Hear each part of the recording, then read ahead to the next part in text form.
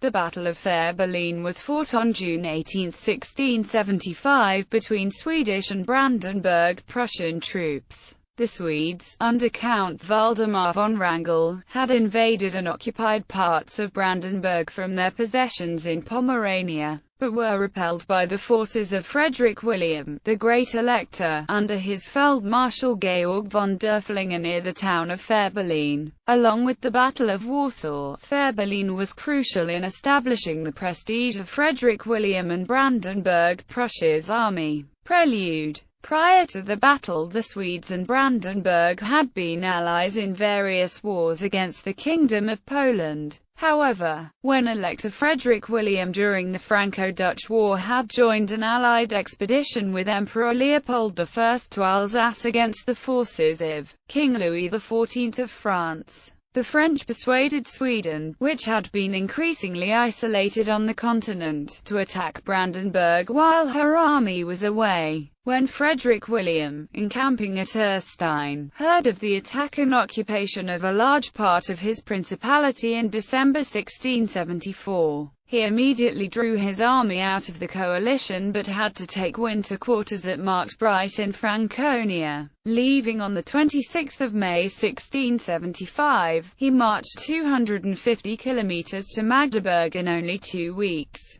This feat was considered one of the great marches in military history. He did it by abandoning his supply wagons and leaving large parts of the infantry behind, having his army buy supplies from the locals, but forbidding pillaging. The Swedes did not expect him to arrive that early. Once he returned to Brandenburg, Frederick William realized that the Swedish forces occupying the swampy Havelland region between Havelberg and the town of Brandenburg were dispersed and ordered Derfflinger to take the central town of Rathenau in order to split him roughly down the middle. The Elector bribed a local official loyal to him to hold a large and elaborate banquet for the Swedish officers of the fortress in order to get them drunk before the assault began in the night of June 14. This ruse, combined with the speed of the Elector's advance, made the Swedes unaware of his arrival. Field Marshal Derfflinger then personally led an attack on Rathenau with 7,000 cavalry and 1,000 musketeers. His approach slowed but hidden by heavy rain. Derfflinger impersonated a Swedish officer and convinced the guards to open the gates of the town by claiming that a Brandenburg patrol was after him. Once the gates were opened for him, he led a charge of 1,000 dragoons against the city and the rest of the army soon followed. He was 69 years old at the time. Once Derfflinger had forced the Swedish garrison from Rathenau, Wrangel pulled back his troops toward Havelberg. His progress was greatly impeded by marshes that the summer rains had turned treacherous. On June 17, the Brandenburgian troops reached Nauen. Meanwhile, Frederick William's advance parties, under the command of Colonel Joachim Hennings and guided by locals, blocked the exits of the area. The Swedes, who had planned to cross the Elbe River in order to join forces with Brunswick troops, were forced back to their last position at Fehrbellin. Battle. The Swedish commander, Wrangel, found himself hemmed in by a destroyed bridge over the Rhine River by the town of Fehrbellin. Impassable marshes on both flanks left Wrangel little choice but to give battle south of the nearby village of Hackenberg while his engineers repaired the span. A total of 6,000 Brandenburgers with 13 cannons faced 11,000 Swedes with 38 guns. One authority gives the Swedes a total of 12,000 troops. Wrangel omitted to secure the surrounding heights, and Frederick William and Derfflinger, by placing their guns on a series of low hills to his left while the Swedes had only swamps to their flanks and a river behind them, gained a decisive tactical advantage. These guns opened fire around noon on the 18th and caused heavy casualties on the Swedish right flank. Wrangel, now fully aware of the threat, attempted several times to wrest control of the hills but was stopped each time by the Brandenburgian cavalry.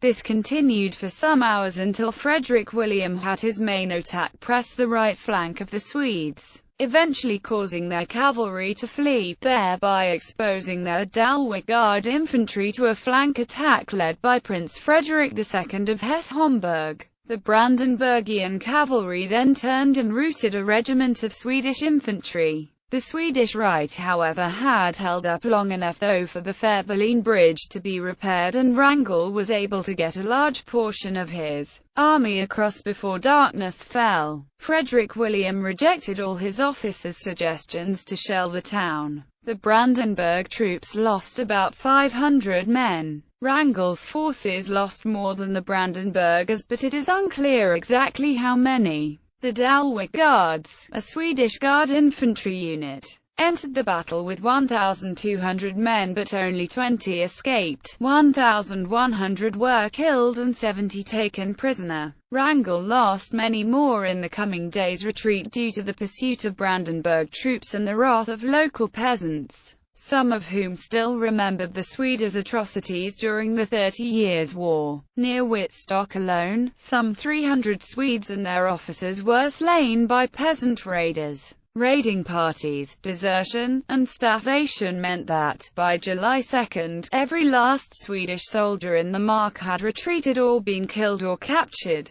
Historical significance. Upon the Brandenburgian victory, the Holy Roman Empire and Denmark finally met their obligations and declared war on Sweden. While Frederick William's forces invaded Swedish Pomerania, the Swedes did not enter the Margraviate again until the 1679 Peace of Saint-Germain-en-Laye, which, to the Elector's great disappointment, largely restored the status quo ante bellum. The victory at Fehrbellin had an enormous psychological impact. The Swedes, long considered unbeatable, had been bested, and Brandenburg alone had prevailed against Swedish and French power politics. The victory boosted the Prince-Elector, aged 56 at the time, who took an active role in the fighting, apparently having to be cut out of an encirclement by his dragoons. Frederick William henceforth was known as the Great Elector, and the army that he and Derfflinger had led to victory eventually became the core of the future Prussian army, vital for the country's development as a European great power. Glorified in the course of rising German nationalism under the rule of the House of Hohenzollern in the 19th century.